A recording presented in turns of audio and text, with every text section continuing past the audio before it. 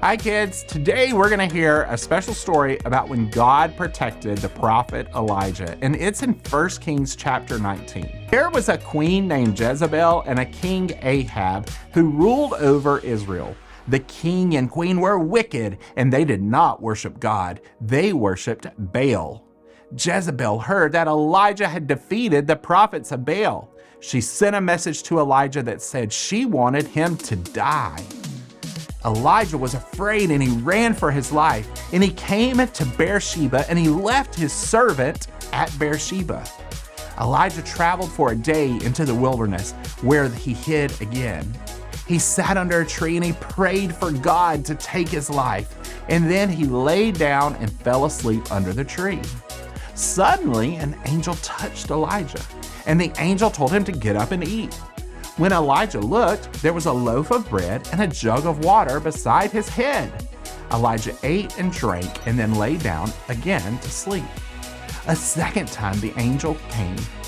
The angel said to Elijah, "Eat, because you will need strength for a long journey."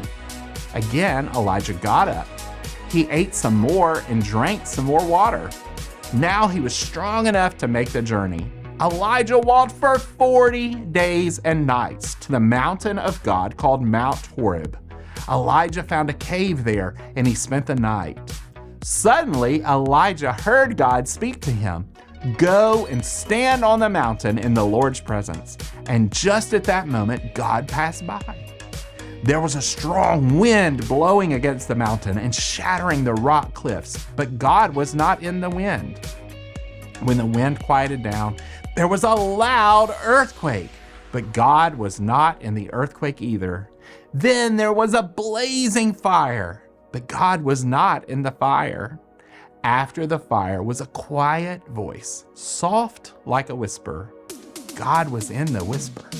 When Elijah heard the voice, he wrapped his face with a cape and came out of the cave.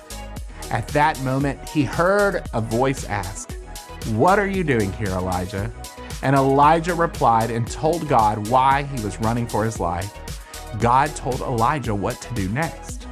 God's plan would protect Elijah. You know, Elijah prayed and was asking God, "Please take my life, protect me." Jesus taught us that people need to pray. People can pray to God and ask him for what they need. Psalm 17:6 says, "I call on you, God, because you will answer me. Listen closely to me. Hear what I say." Psalm 17:6.